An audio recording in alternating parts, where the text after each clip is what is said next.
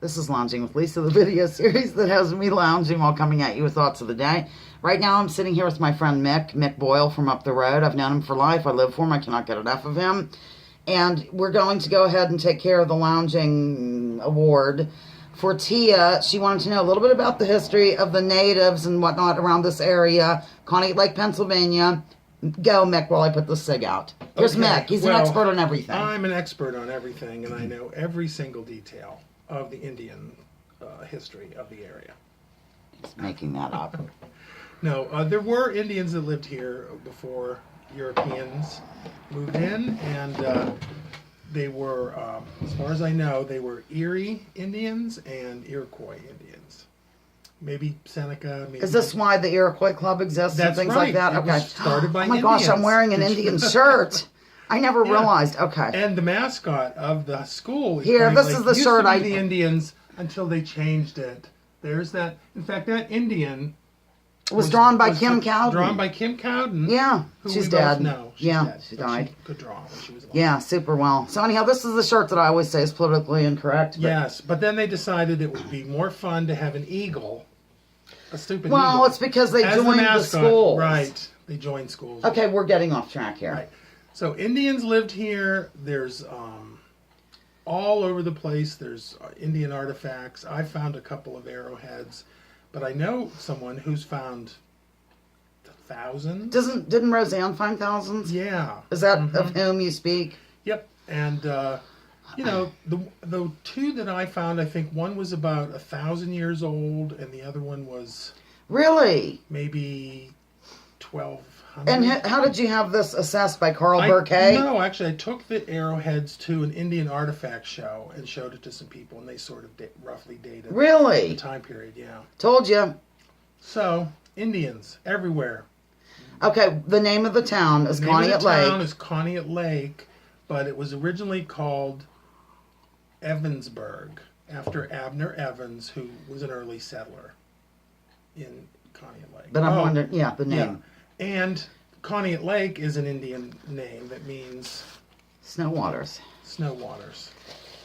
I'm prompting the man who It's knows the everything. land of the crystalline snow waters as the snowflakes gently descend from And heaven. we don't mean people that are sensitive when we say snowflakes. Sorry, I had to move the studio. Yeah. So, yeah, snow waters from snow. Okay, let me ask you a question, because we do have to kind of gear this to Tia. Out here on Route 6, oh Lord, you know where Dale Funkhauser lives? Yes, we have roads in Conneaut Lake. Yes, we do.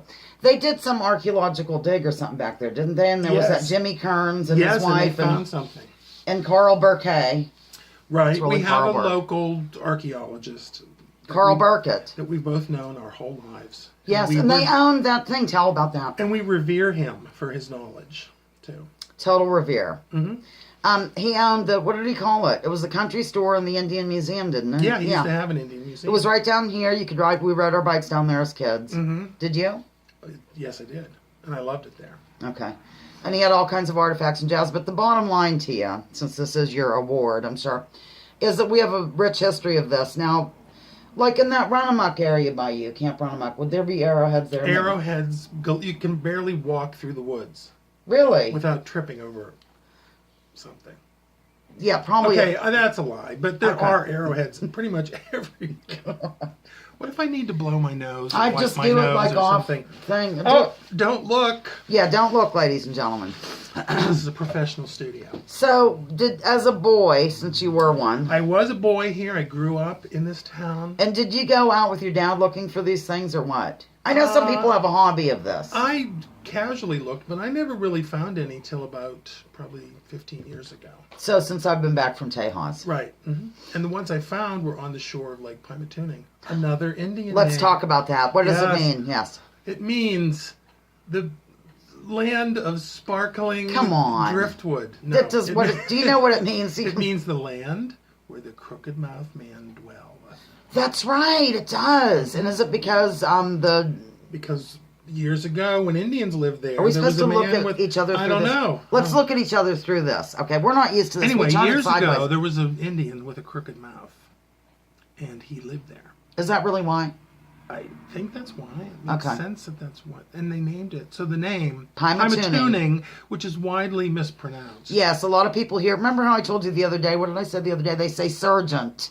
Have you ever noticed that? Oh, they say all kind of crazy Yeah. things. Okay. Well, and they instead of saying Pymatuning with an N, they say Pima.